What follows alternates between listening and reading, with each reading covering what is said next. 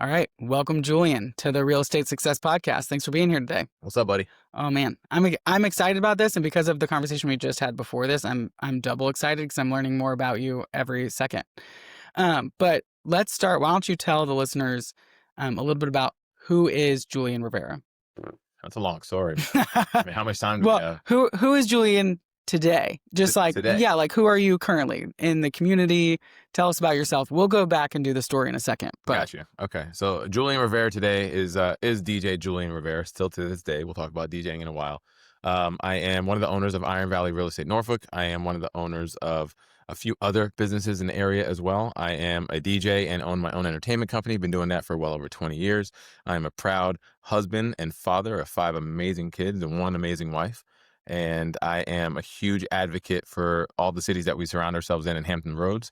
I currently serve in the Resort Advisory Commission for the city of Virginia Beach. I was voted on there by city council to do so, to help really just understand where the city's going and provide any of the knowledge and expertise that not just myself, but the entire Resort Advisory Commission can be a part of. And I consistently contribute to a lot of nonprofit organizations through my DJing and my real estate career. that is awesome. I've known you as a major leader in the community, and then I hear that and I'm like, oh, you're also doing 100 other things that I didn't know that are impacting in the community. It's like everywhere I look, there's DJ Julian Rivera. That's the goal, bro. Yeah, you're doing a great job at that goal. So let's go back. So obviously, you own Iron Valley, but before that, you've always been DJ Julian Rivera. So where did your story start? And kind of what launched you into kind of what you're doing today? I'll give the short and sweet story, but I'll go back very, very far just to make it a little easier. So I'm local as they come. I came down here when I was 2 years old, not by choice, obviously. I'm 2.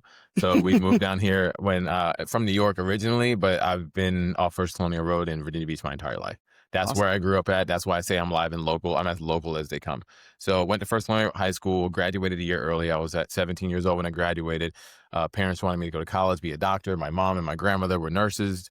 They delivered half of my friends' babies as I got older, which is ironic because they were a mother baby. And I didn't do that. I decided to have fun. Oh, sorry. Can we curse on here? Sorry, audience. But either way, I'm unapologetically me at all times. That's just what it is. So, I graduated a year early. I didn't do anything really productive. I started messing around and I went to jail. That's exactly what I did. That was a year after high school. So I was 18 years old, not in prison. I was in city jail in Virginia Beach. I was with the people that didn't pay child support for a long time. Like, it was nothing crazy. But I was in there for a few months for trespassing and breaking and entering. Go figure. A young teenager, right? But I was by far the youngest in there. And really what I learned is that I put myself in a room with people that kind of already gave up in certain aspects in their lives, and I was still a positive person, and it allowed me to get out with positivity. And that's 2 things I learned really well in there, outside of just managing my time. I'm really good at playing spades, and I love grits. I don't know, this weird 2 combinations. You don't get the back to back. But again, I was 18. I celebrated my 19th birthday in there. I got out right before Christmas. Boom. All right, so cool. Got out, start working, getting a call center. I'm really good at talking. I talk a lot. They said I have diarrhea of the mouth, and I agree to this day. So I got into that, and then shortly after that, I met the mother of my oldest kids. So I was 20 years old, and I was having my first son, Julian Rivera Jr. He's currently deployed right now and serving our United States Navy. Wow. So I'll get to that in a second. Then shortly after that, I had my second son, same woman, Jadel Rivera. 20 years old today, and he's working in construction. He's getting into real estate. Go figure. So by the time I was 21, I had 2 kids, right? But I never didn't not work. All right. So I never didn't not work in things that I wanted to do. So that call center thing lasted very, very small, like short, like a few months. Then after that, I went and started working directly in the clothing stores in the mall. You might be too young to remember this, but malls actually used to be cool. All right. I remember malls. That was like the key to my middle school and high school years. Okay. All right. Perfect. So it used to be really fun to go to. There used to be a bunch of them, not just one, at least in this area. And I always like clothes, fashion, like shoes are my thing. Like shoes, clothes. I'm super chill, but shoes are still my vibe and always has been. So I got into working into stores when I was 20 years old. Melvin, I'll never forget, gave me an opportunity, just a regular sales associate making minimum wage.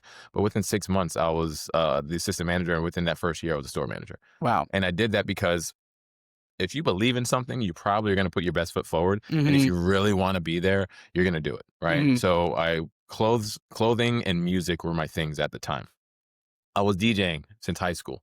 Okay. Mm. This is back, you definitely don't remember this, when you actually used to have vinyls and needles and a mixer and have Yeah, to bring that's where you crates. got me. See, exactly. But I was the young guy hanging out with the old guys. Like I was like that 16, 17-year-old guy going into a club with these older guys that are like late 20s, early 30s, not because I wanted to party. It was because I enjoyed the artistry behind it, because it's Mhm. really an art.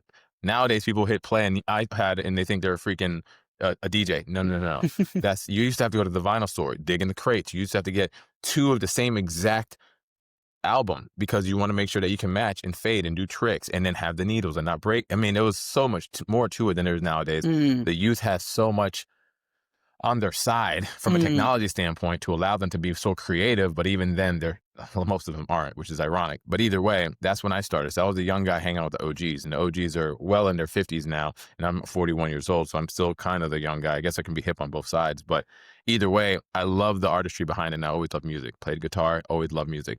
So I was DJing and working in the clothing stores. I always wanted to be that DJ, DJing at the clothing store. That actually used to be a thing, guys, believe it or not. So I accomplished that goal.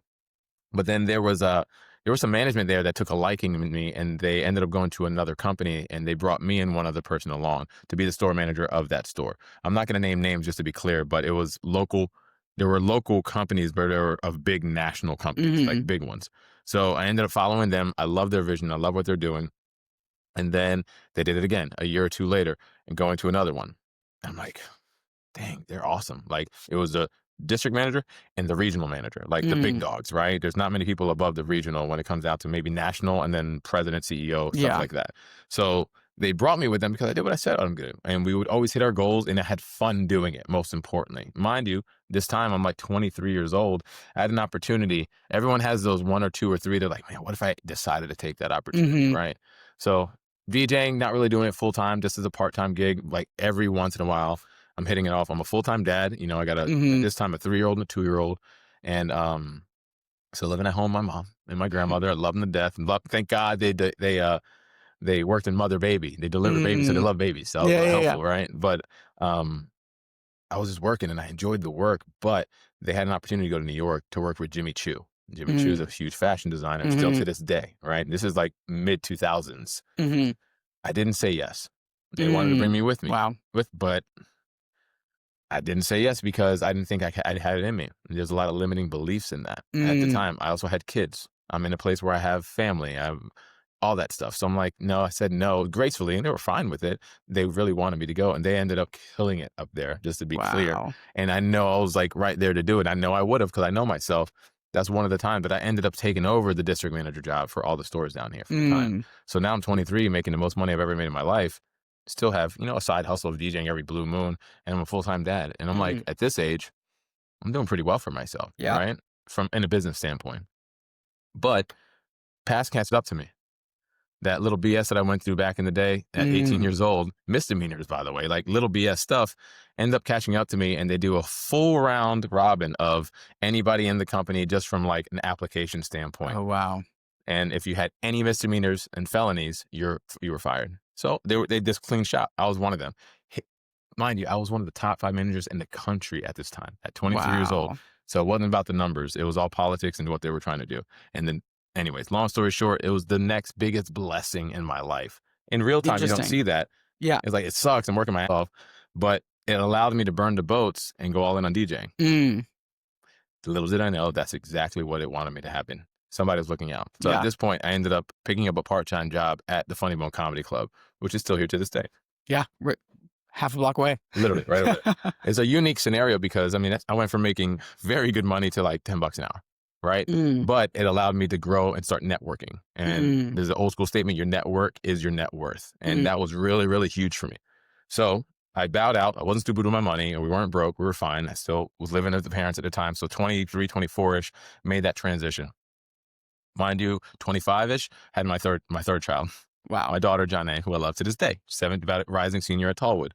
So I get an opportunity to do that, but now I'm not making the money that I was making. I don't have the Mm. benefits I had. I didn't have any of that stuff, but I had the opportunity. So all I did was put my head on work. So kept that job, and I started networking myself everywhere else. I had a goal. I always wanted to be on radio. That was always my goal. It took me years to get there, but the cool thing is working at Funny Bone, what do you do at any business? People come and go, right? Yeah. the people that usually win are the ones that stay the longest. That's all I did. Stayed the longest, and I worked, and I actually wanted and built to the relationships through that. correct. Yeah. So I ended up being like the marketing director. I ended up being the head of security. I ended up being the MC and the DJ, like everything, right? Running food when they needed to. I was just being that guy. But the biggest part was getting the opportunity to be that marketing director, because I got stories for days, bro. Like I can only I'd imagine. have to take Kevin Hart to radio in my car. I'd have to take Chelsea Handler to radio. I'd have to pick up Cedric the Entertainer and to do the same thing. I'd have to pick up there's so many people that I can name, and even people that are like on the up and up then, and now they finally made it. It's like Nikki Glazer, for example, worked with her multiple times before while she was in the up and up. I mean, I have stories for days. And then on the local scene, all the local guys I got to grow a really, really good connection with. Jay Farrell, literally one of my best friends. He was in my wedding. Like, I know him when he was just starting, before he got in front of Charlie Murphy, before he got an SNL. So being in that room, which getting in the room is one of my big statements. You just never know what's going to happen if you don't show up. So I did that for the mid to end of my 20s. But during those press runs, every week, because we had a different show every week, a different star every week, I had to go to radio stations. I had to go to TV stations. So what am I doing? Cultivating relationships. People are seeing me. I'm starting to DJ a lot more. I'm starting to be in the club scene more. I'm starting to accomplish what I'm trying to do here. So I get to an opportunity where there's a position that opens up. Shout out to Jade Kosip. I'll never forget her. That's my homegirl to this day. She had an opportunity that arose at Z104. At the time, it's called Intercom. The company's called Odyssey now. To come in there as like a part-time promotions person just to get my foot in the door, right? What I do? Of course I said yes. This is 29, 30 years old. So I'm like, most of my 20s was in clothing and comedy club, right? I think it was, 29, something like that. I said yes. Of course I said yes. And then I bowed out of Funny Bone to go into that. Okay. So it was like right in conjunction to do this. Again, stepping stones. Yeah. Do that. Within 2 months, I have a part-time position on Z104 at 94.9 The Point. Exactly what I wanted to do. Part-time. Remember that. Jade got blessed to go work. At the time, we had Steve Harvey in the morning on 95.7 R&B. And this is when Steve Harvey was retiring comedy and then going all in like Family Feud and all this other hosting stuff, right? She had the opportunity to go down to Atlanta and start working with him. So then what happened? Her position became open. Yep. And she was running the entire marketing for all 4 stations. And the reason why I went to Intercom, I had the opportunity to go to 103 Jams too at the time, which was iHeart. I wanted to be more live and local. Kind of like why I didn't say that yes to that New York gig. I wanted to say local. I don't know if that's trying to be a big fish in a small pond. I don't know if I was scared. I really don't have an answer to that still to this day, but I made the choice in that we got to live with our choices. Yeah. And I don't regret it at all. It all worked out. There's always that what if factor, but I'm good now. So we end up getting there and rocking and rolling. So I take that position. There was 2 of us there. And I always had the second tier position behind the first person. It was never the first person's fault. It was just, I didn't realize it was setting me up for bigger things. Okay, so we're running a team of 20 people. We're doing all the concerts, all the events. I'm going on air. I'm filling in for 95.7 R&B, Z104, 94.9, 2WD. I'm the chameleon DJ because I can relate with every audience. That was huge. And I didn't realize, I'm 100% sure that wasn't part of their plan, but it worked for me and my plan because I can be in a room with 60, 70-year-olds that are Caucasian. I can be in a room with 20-year-olds that are African-American. I can be in a room with 30-year-olds that are Latin. It doesn't matter. I can relate to all of them. And right here in Hampton Roads, what are we? We're a melting pot of everybody. We're a big melting pot, yeah. You see what I'm saying? So again, in real time, didn't think that, but now I understand what that trained me for to kind of where I'm at today.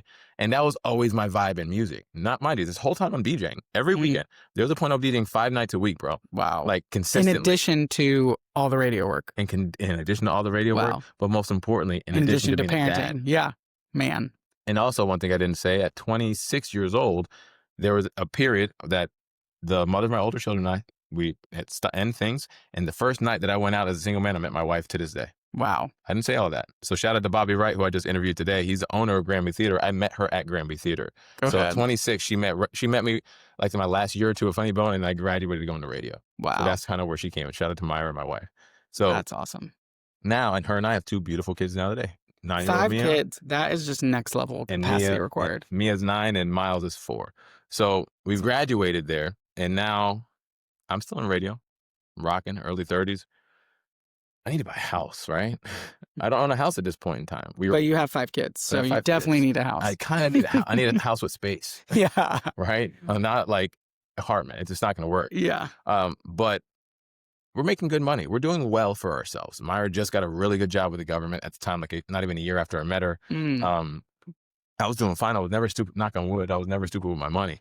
But we had to get to a point of freedom, aka Mm-hmm. home ownership, right? In Mm-hmm. some way, shape, or form.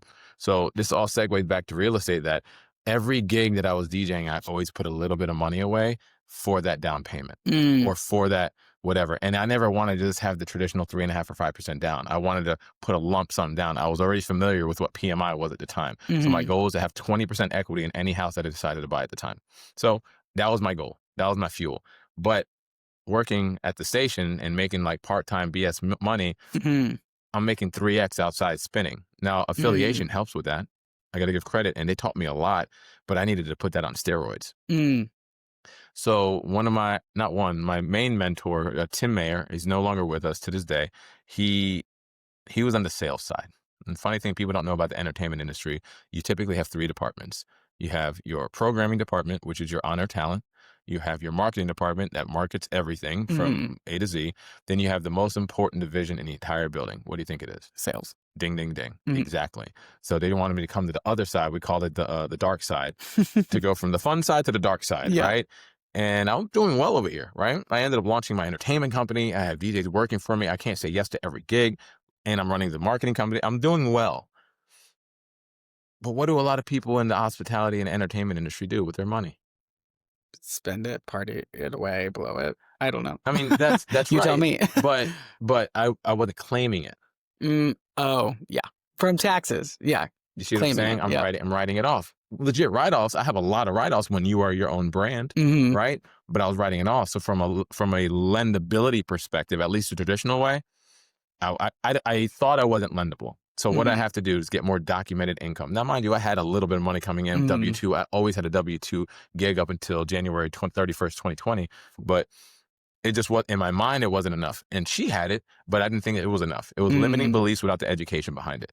So what did I end up doing? Best choice that I made for my radio career. I transitioned to the sales side. Why? It was consistent income. And in theory, I didn't really have a cap. But I understood the brands and I understood how the boat was rolling. So Tim, my late mentor, who was my sales manager at the time, he had a knack of just focusing on people's strengths and making them stronger, not trying to focus on your weakness and catch them up to your strengths. That's why every quarter when we had our sales dinner or whatever for hitting goals, 90% of his team was there and the other 3 had maybe 1 or 2 people. He was just really good at that. And he was authentically him. And I love him. And his wife to this day, Miss Jacqueline Mayer, she is on my team at my real estate firm. I love her to that's death. awesome. Like, it's full circle. I wouldn't she is family to me, right? So I did that for a few years. But the crazy thing is, when you don't really have anything to lose, it's ironic how much you'll win if you just try, right? Yeah. So it's not like I had money, didn't have anything to lose. I mean, I had the kids, had my the girlfriend at the time. We wanted to buy a house, bro. Like, that was the move. So I went there, made the move over there with a year later, knowing that we're gonna have it, because I at least have 1 year of income and it shows growth, right? Yep. That was the main thing. Did it? I kicked that over there, bro. It's because at the time, this is when digital advertising, like social media advertising, everything started becoming a thing. Event advertising is always a thing. I was running the events on the other side. I already knew what to do. You've got that. And then radio is radio. It's sales. So like in my mind, all right, everyone's doing radio. I'm going to focus on these 2 because this kind of comes with it regardless. And I'm going to do what I do. Slate it. #1 digital seller every year. Events, I was one of the top 3 always, because it just depended on sponsorship spends. But I had creative. I mean, I had the Army sponsor Shagfest at the Veterans United, and it was the biggest sponsorship to this day that anyone spent. But it's because it was a year play, like, and cultivating relationships, right? And making sure it was at a work. That's the main thing. Because in radio, really in advertisement, you're really selling an idea that maybe won't work. That's what advertisement is. In that scenario, you're selling air and 15, 30, and 60-second slots. And good luck. That's what it is. What really made me realize that I was good at that is that 2 things. Tim guided me, and I was able to go to the Rock and Roll Hall of Fame in Nashville. And it was like the top 3 AEs from every radio station in the country was able to go.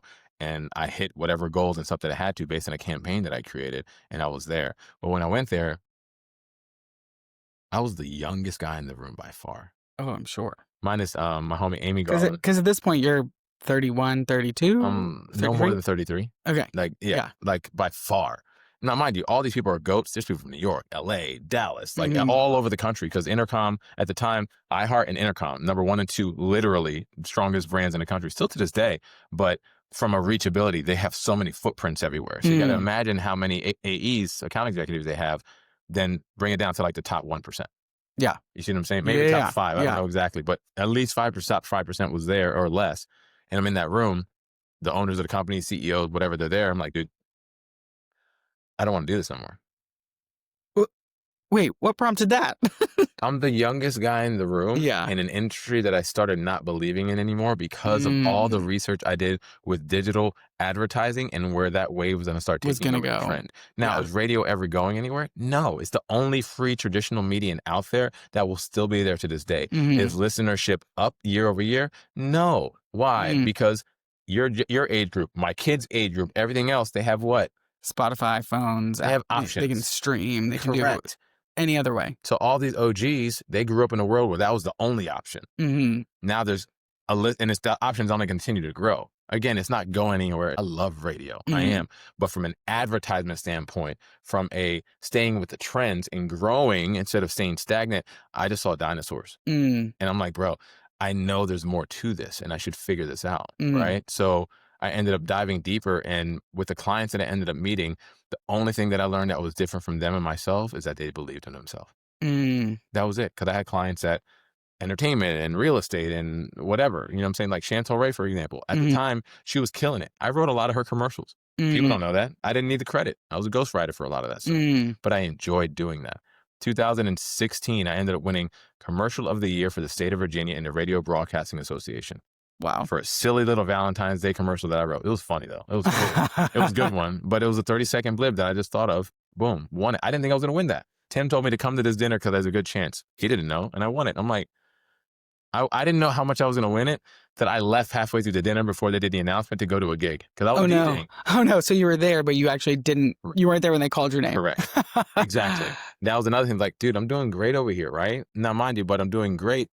The numbers over here aren't hitting the goals that I want to hit because I'm still making 2 to 3x more outside DJing, right?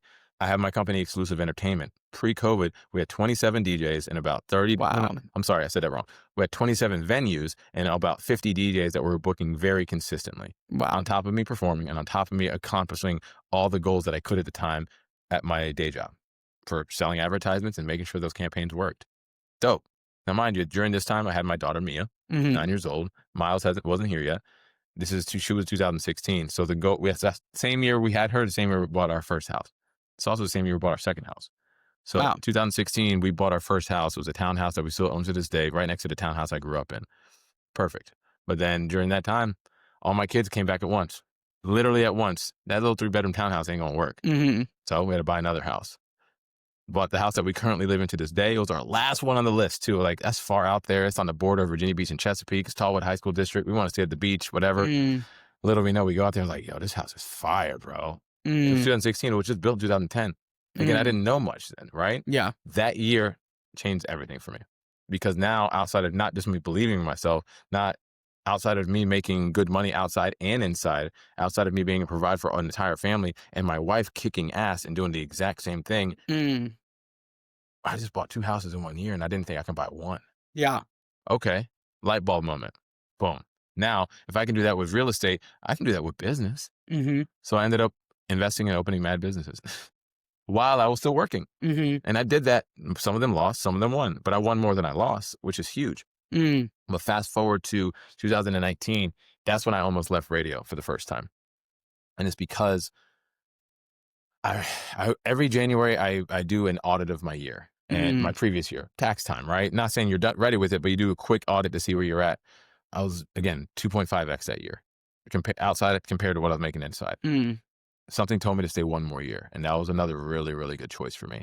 So I stayed that 1 more year, and I met one of my best friends to this day, Eli Miller. At the time, he was the owner of a pretty prominent restaurant in the area. On top of that, he owns a real estate company and a property management company, who is now over at Iron Valley, which is really, really awesome. But I started with him.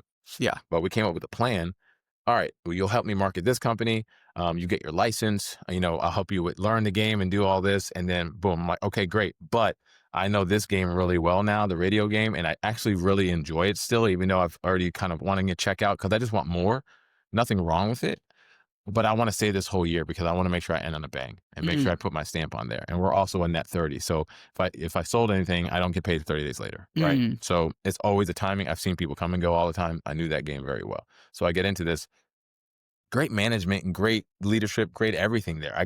I learned so much working there. That's the crazy thing. Like I never can take that for granted because it taught me more about me. Were you working at his restaurant or his real estate? That was prior. I'm talking about radio. Like, still at radio. I learned so much in radio. Yeah, like, it's ridiculous. Like their educational programs, what they put the systems through. Like that was college for me. Remember I said I didn't go to college? Yeah. They put me through college. They realized I had the it, and their programs and everything really made you realize if you had it or not. I had it. And they were always pouring into you learning more. Obviously, they want you to produce more, but it was an amazing, amazing experience for a long time because I got to experience every side of the building. And I created so many good friends there, and the networking opportunities were through the roof. Like shout out to Benazir, shout out to Cherie, shout out to Sean Buford, shout out to Tim Mayer, who's no longer with us, but he's always going to be here. Shout out to everybody that I worked with there. On every side in the sales department, Shag, Natalia, Devin, Don London, my mentor to this day, Barry McKay, who gave me a shot, everybody. There's so many people that gave me the shot that I didn't realize that it taught me so much that I learned then, but I didn't realize it then. Yeah. But the plan was still in place when I decided to bow out. So I ended up going on January 31st, 2020 is when I retired from corporate America because I finally hit my goal. And my 5-year goal started in 2016. Open businesses, 3x my income, so I know that I can get out of this. And I did it in 3 years, but I ended up staying longer because I actually liked my job. You see what I'm saying? Yeah, you weren't leaving out of like I hate this. Correct. As much as I just have a bigger vision. Exactly. I just had a bigger vision. I want to keep going. Like I feel I've hit a cap and I don't like caps. So boom. What happened a month after January 31st of 2020?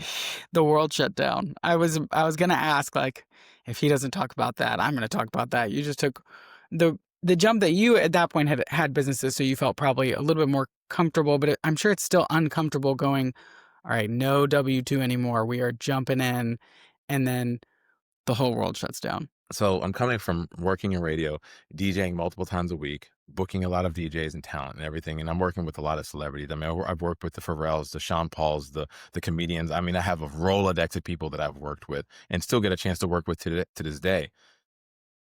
And my goal was, okay, I'm help marketing with this restaurant. I'm going to get my license, figure this out. It's going to take some time, but I have Code Ninjas, which is a company that I owned at the time. I brought to the area, teaches kids between 7 and 14 how to code while building video games. Location Lansdowne Commons and location Alpha Cedar Road in Chesapeake. Still here to this day. And my DJ business, that was the bread and butter. It was rocking and rolling. It's all relational. Everything stopped. Yeah, you can't go to a club anymore. That was a big thing, right? Hospitality and entertainment stuff. Yeah. So rocking and rolling, good to go. Like, what am I gonna do? But the good news is that I wasn't broke, right? I wasn't rich, but I wasn't broke. Like we had reserves there. I could cover well over a year in expenses if I'm just paying attention a little bit. Like we were good. Like obviously we couldn't go eat in restaurants and stuff anyway. So that eliminates a lot of frivolous spending. So, all right, what did this do? At that time, I didn't realize this, bro, but it did this for everybody if you took advantage of it. COVID gave us time. It gave us time and it made us slow down. What it also did is took away a lot of loved ones for us, unfortunately, whether it hit you directly or indirectly. Those are the pro and it was a con. And that's a huge con. Lives not being here. I lost my uncle during that time. And that was like my father figure because I didn't have a pops growing up. So it was my grandmother, my mother, and my sister and my uncle. That was it. Wow. So it's like small family. But that was a big hit, and he was such a proud guy. Like he was a police officer in Suffolk. He's like, he is so represented to this day. It's ridiculous how much of an impact he made over there. But it was very unique because a lot of that happened within the same year. But the time that it gave me was to get my license, bro, and to focus on it. But the problem is everything was closed. T4 wasn't open. The PSI centers weren't open. I could do the thing online because it's there, but I finished my class in less than 2 weeks. I'm like, all right, what's next? Like, I can't wait. So I literally didn't get my license until like November of that year. And I was done with it in March. Gosh. It took me that long. So And also, just to be clear, I passed the federal the first time. I didn't pass the state the first or the second time. It took me 3 times to pass it. First time I failed by 2 questions. Second time I had to drive to Maryland to take this, and I failed by 1 question. Literally 1. I had to get a 75. I had a 73.5. I will never forget that. So I'm driving back pissed, like disappointed, all these emotions. I'm like, well, let me just call them and see if there's availability. Go figure, there was availability the next day at the Lynn Haven Parkway location that I wanted to go to in the first place because somebody canceled. Went in there, passed it, good to go. Wow. But that was like in June. It took June, July. It literally took that additional time for a few months for everything to hit in. It's crazy. But it's all good. Stuff started opening a little bit, so I was able to start DJing again a little bit. It was really weird. I didn't want to DJ on TikTok and stuff, so I just followed doing that. Our Code Ninjas business was blessed because we go virtual. The restaurant at the time was already a delivery restaurant anyway, so that was still rocking and rolling.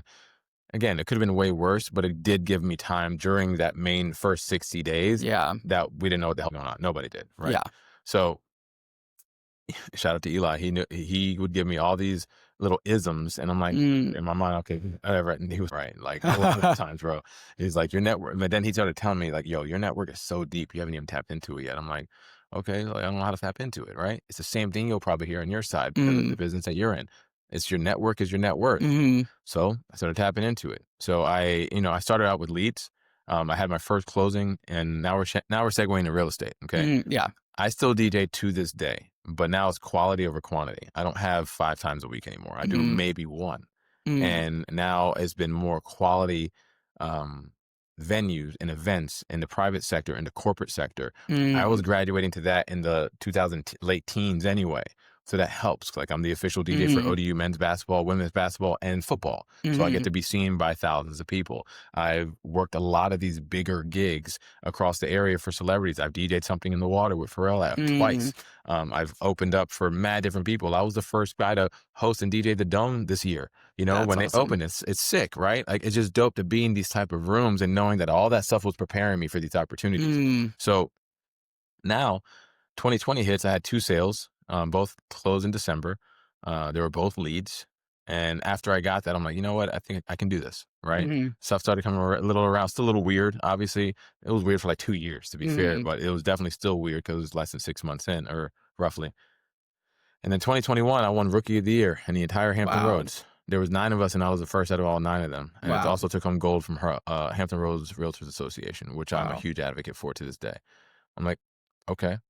But I think I can do this. I think I can do this. Like, all I'm doing is what I would do in radio. Yeah. This is one those same skills. Same exact skills, bro. If the client wins, I win by default. The difference is it's not selling them a potential maybe marketing campaign that might work or might not work, but depends on who's looking at it and how you're gauging what works. You're getting a house. Let's just make sure we get you the best deal possible. Or sell your house and net you the most amount of money. Yeah. Okay, I can do this. 2022, I end up taking home the Platinum Award. Hurrah. 2023, I take home Diamond. 2024, I take home Diamond. 2025, I'm already Diamond. Wow. So it's like, I know I can do this. After when I took home Platinum, my goal is Diamond. Once I hit Diamond, I'm going to hit it. I'm going to do it every year because now I don't have imposter syndrome anymore. Last year and this year, I took home 24 and 25 was Coastal Virginia Magazine's Realtor of the Year award out of everyone in the area. Wow. That's awesome. So, and what's the volume of sales there? Like, what's your production 23, 24 year to date? 23, 24 or today year to date?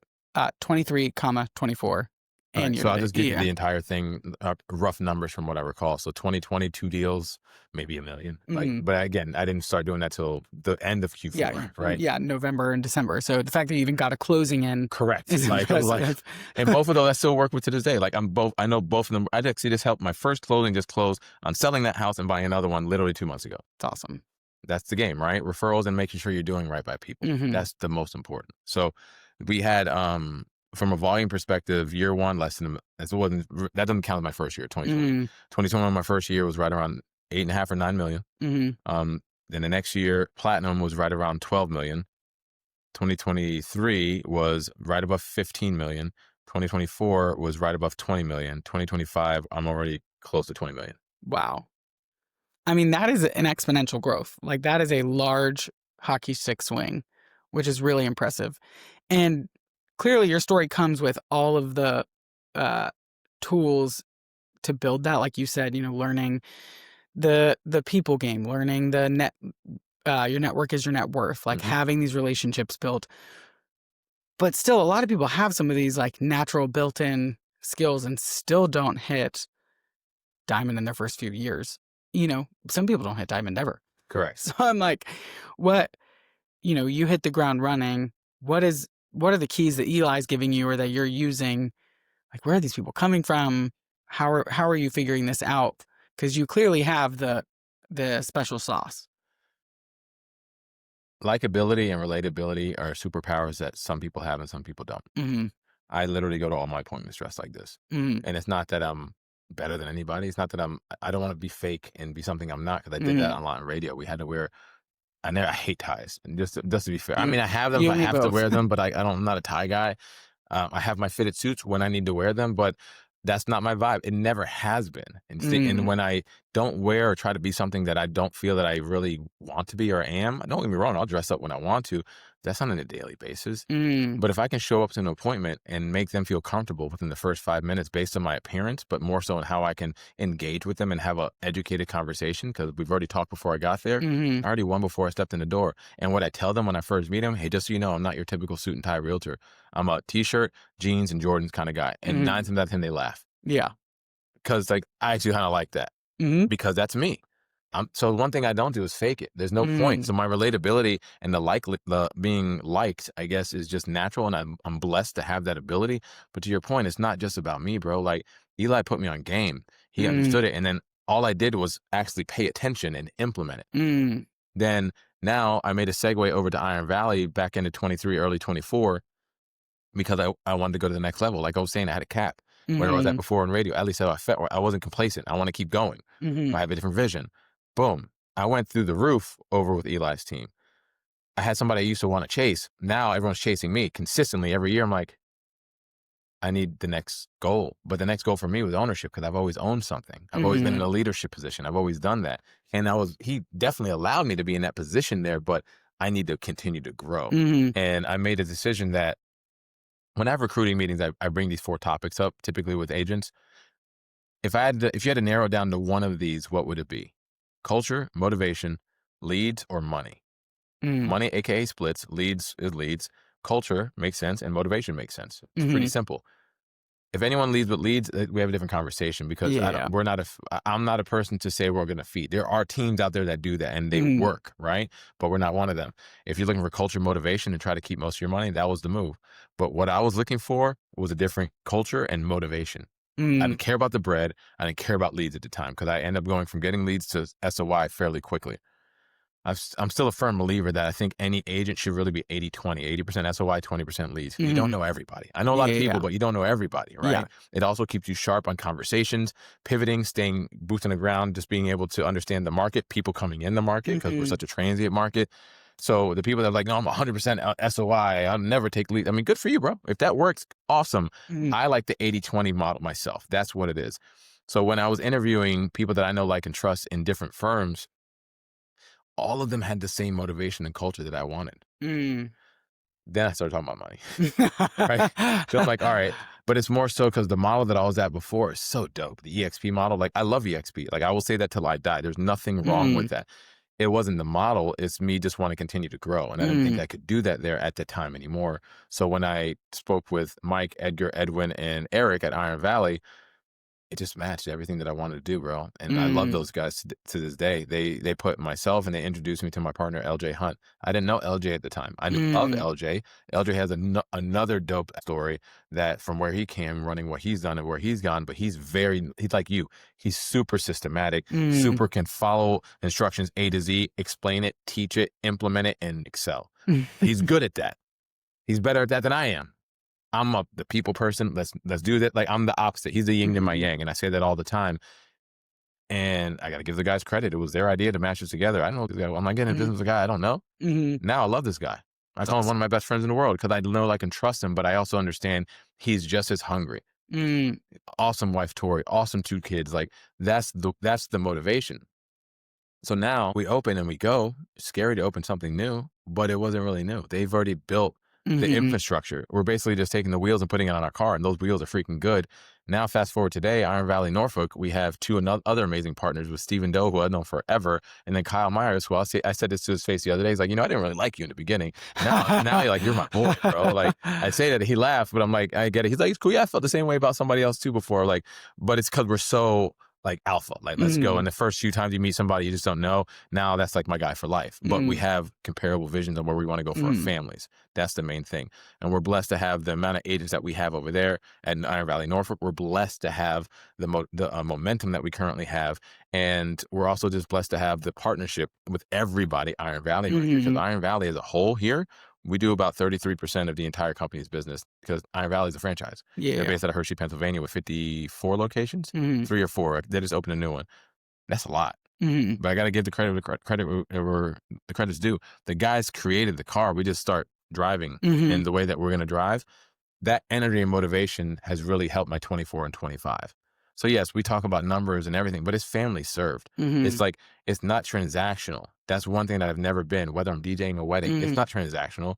I specifically become that family's best friend for that night on purpose. And I overly analyze everything. I have a wedding I have to do tomorrow. I've been booked for that wedding for 1.5 years. And I'm so blessed that I already have so many that's like forecast out to do that. I just got booked by the Dome to do one in December for 1,500 people. That's awesome. Like, it's dope to get just calls and social media. I understand the digital game. I think okay, but my other mentor, Don London, be brilliant at the basics. So I feel like I'm brilliant at the basics when it comes down to that. I'm not super advanced, but I'm consistent. Consistency will always win in any industry. But is there any special sauce to what I'm doing? No. I'm just doing right by people, bro. If you do right by people, it's funny how karma comes back and pays you tenfold. That's really, really it, man. I'm just very blessed, but I've also been very consistent for a very long time by doing that, and it's about time.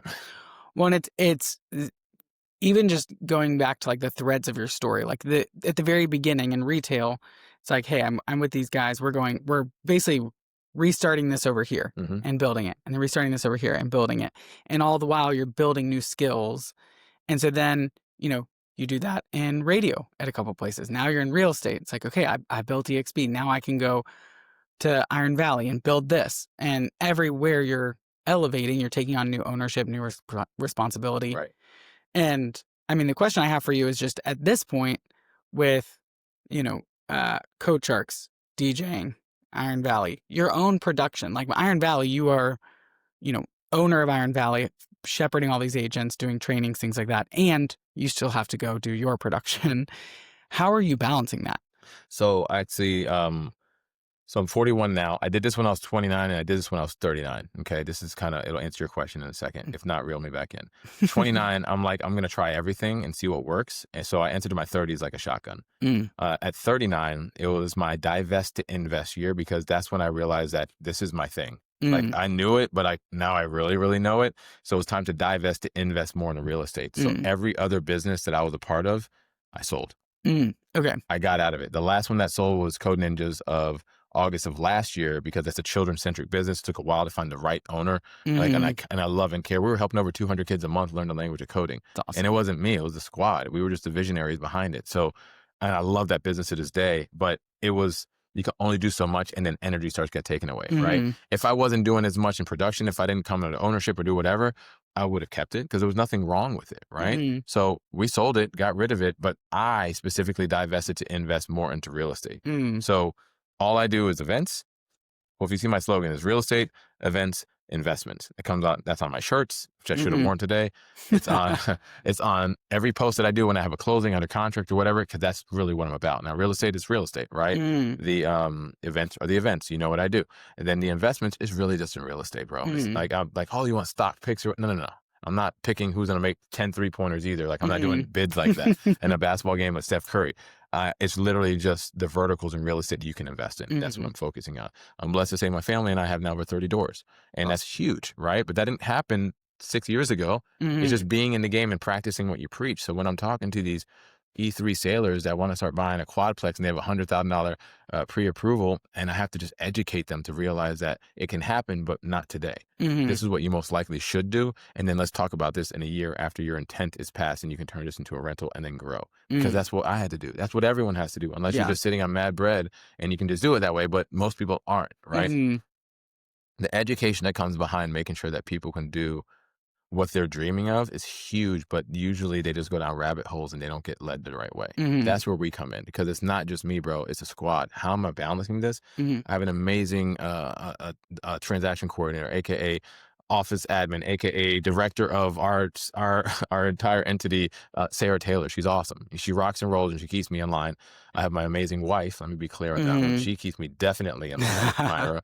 She brings me down to the ground when my head gets too big. I have an awesome mother, my mom Brenda. She helps out a lot. My awesome sister Courtney. My recent add-on to assistant life, Jill. She's been very helpful, not just in work, but at home, like with the kids. Like, this is very helpful. But this didn't happen day one. This is levels, right? Like, we're talking about, I love your system and how you set up the follow-up for the podcast with the Calendly links and then the reminder. This is like, I need to know what that is. It's just setting up the systems. But what you didn't do is wait for it to be right to go. You fail forward. Oh yeah. And failing 100%. is not really failing. It stands for first attempt in learning. Yep. You're just learning as you're going, right? So stagnation and just chilling that's not what I do. So I want to just keep going. I figure it out along the way. I'm apologetic if I make mistakes, but I'm also relatable because everyone makes mistakes. Yeah. So how do I keep it together? I divested a lot on purpose so I can focus on what's the next 10 years are going to be for me. So then at 49, I'll do the same thing. If I'm entering into a new decade, I recommend everyone to do that. 38, 39 to clear your vision up for the next 10 years. At least an idea of what you're heading into. Which, yeah, makes total sense. I did the same thing when I was 29, going into 30. Was like, okay, where am I at in my career? What am I at in my family? What do we want for the next 10 years? What is that going to take? And basically the idea of like, what am I becoming and what do I need to like become less of currently, know, in order to get there? I'm curious for you along your journey. Like, so much has happened in your entrepreneurial journey. Like, what has surprised you the most about all the ups and downs of everything that you've experienced? Like, what was the thing about entrepreneurship that surprised you the most? That my mental fortitude was stronger than I gave myself credit for. Because there's nothing easy in this game, bro. It's a full contact sport. I don't care what industry you're in. That's what it is, because you're not the only one doing it. Unless you're a real trailblazer and nobody's ever done it before, it's even harder because now nobody's even set nobody knows what you're doing. What I'm saying? That doesn't make it easier. It just means maybe less competition, but a lot more hurdles. Yeah. So it's a full contact sport, bro. I've taken plenty of L's. The goal is to win more than you lose, not be afraid to lose. Yeah. It's like you don't or learn, because you don't really lose, you learn, right? So take those L's and just turn it into something you don't repeat. Now, if you do it over and over again, that's the definition of insanity. So just try not to do that. Yeah, try not to go insane. I'm stronger than I thought I was going to be. And like, if we take an L, it's like, all right, it'll hit you for one day, whatever you figure it out, then wake up the next day, on to the next one. Which I heard you say early on, especially in your story with the limiting self-beliefs. And it sounds like that's part of your story of like, I really was limited in my beliefs and I've had to come through that and realize like, I'm stronger than I thought. I'm more capable than I thought. I can do this. My brother, when he was having his first kid, he's older than me. So I was asking him like, are you nervous? You're going to be a dad. And he said, sometimes I get nervous and then I have to realize like way stupider people than me have had kids and like done fine. And I remember at the time laughing about it and I'm like, yeah, there's like a cockiness to that. But it also became like the motto of like why I started my business and realizing like, I can do this. And you just have to really believe in yourself and realize if someone else can do it, there's nothing they have that I don't have. I'm no better than anybody else, but nobody's better than me either. And so it's like, I feel like that is a piece that you've sown in your story of your own mental fortitude, your own ability to fail forward, first attempt in learning, take the L's, losing is learning. And I feel like that's really inspiring and really helpful for anybody else listening who's thinking about going into any sort of entrepreneurship. Is between imposter syndrome, between the actual losses, between things like that, you really have to be able to push through and be like, all right, I asked someone once like the low point and their story, and they were like, pretty much like every day around like 1 p.m. I hit this place where I'm like, why am I still doing this? You like hit the day, you like leave the house, you're like, we're going to do it. Yeah. By the middle of the day, you're like, this kind of sucks. Why am I doing this? And then by the end of the day, you're like, that was awesome. Let's do it again. Yeah, exactly. For you, what would you say was a low point, or was there a low point along your journey? Oh, there's tons of them, bro. Like, there's too many to even to like hone in on, bro. Like, like, am I good enough? Is this meant to be? And the good news is that this. I don't mean this in an arrogant way, but I was never done with my money. That I Mhm. went all in and I had $0 in the bank. Thank Mhm. God. Now I didn't have a lot, but I mean, at worst, I might have been able down to like 1 or 2 months of being able to do it because I had to invest in something, knowing it's going to come back. But and then having family support, small family, very small family, but knowing that they believed in me and allowed me to do that, gave me the grace to watch the children so I can try and go build this dream. Like that's huge, man. Like that's you can't put a price on that So humbling. because the amount of money I would have had to spend on childcare, on time, not being Yeah. there, I wouldn't have been able to do anything, bro. So if my mother, my grandmother, Myra, the older kid's mom was not available to do my sister, my uncle, were not able to do that, just to take my responsibilities for me for a little bit so I can try to build, I would not have even had the opportunities because I wouldn't have been able to get in the room. Yeah. I would have been able to go out and meet people. I would have been able to go out and DJ for $50 and meet the owner of another place that paid me 5 times that the next night because I was getting underpaid. There's 1,000 different ways of low points. I mean, I would have been able to go into these networking meetings. I never would have met Eli. I never would have met the Jade to get me in the radio. Like there's 1,000 things that could have went the other way. Just like if I said yes to go to Jimmy Choo. Yeah. Just like if I decided to go to iHeart instead of Intercom. Just like if I decided to go to other companies instead of iValley. It's the same thing. They're not low points, but I'd say it's like you have to, the choices you make, you're going to live with regardless, but you need to have clarity so so hopefully they don't turn into a low point. Yeah. Right? I mean, because we've all done it. You make decisions at a time that's either emotional or just not the right time. And you're like, why did I do that? So now I don't really make decisions unless I really take the time to think about it to avoid the low points. But dude, daily. I mean, it happens, bro. Especially when you're trying to manage and lead people, because then their problems become your problems, and you're trying to make sure you can inspire them. Yep. So this is a podcast about success, but that word means different things to different people. If you go out on the street and you say, how do you define success? You're going to get a different answer. So for you, how do you define success? And how will you know if or when you've achieved it? I'm successful every day, brother. I love that. Every day. Because most people define success with monetary financial win. That's just one vertical of it, bro. Are you impacting people? Are you changing lives? Are you helping somebody that needs the help? There's so many other ways to do it. And if I can attack one of those other ones on a daily basis, and it's usually little small wins, they all add up, the bread will come. Like I've learned, like I don't intentionally leave with the check. Now, if I'm going to do a performance or something like that, I know the value of my time, and I'll say no more than I say yes than I used to say, because I don't need it. And I don't mean that in an arrogant way. It's just I'm blessed to say that I've done it enough for a long time, and know I'm in a position where, thank God, I'm sought after to do performances and everything, but I'm also not going out there for free. Now I will for nonprofit organizations. I will go for causes that I am 100% valued on. I will go for my volunteer roles with the city. So I definitely go out there that I don't get a financial win, but the city's winning, or this shelter's winning, or Rock Solid Foundation's winning, or Boys and Girls Club's winning, or Special Olympics is winning, because there's other ways to win that just hits home, because the more good you put out, it's funny what comes back to you, bro. You just have to trust the universe is going to do that. Totally agree. Because then the bread will come. That's just what it is. We need bread. Don't get me wrong. We need money. Don't get me wrong. But intentionally, most people lead with that and success, and that's not number one for me. I love that. Well, Julian, I don't even know how to say thank you enough to be on the podcast, because I just appreciate all of your wisdom, your openness to just share your story, the highs and lows, the wisdom that you've kind of learned along the way. You had no idea what you were getting into today. I didn't. I really had no idea. I got a lot more too, but I know we ain't got time for that. We'll have you back. We'll have you back for round 2. Deal. Thanks for being here. I really appreciate it. No problem, brother. Before you go, I want you to know that this podcast is not intended to be tax, legal, or investment advice. The opinions shared by me or my guests are just that. They're opinions. So if you're thinking about implementing any of the information or thoughts from today's episode into your life or business, I encourage you to seek counsel from a professional who knows you and your specific situation and goals. Now go forth, forge your path, and prosper.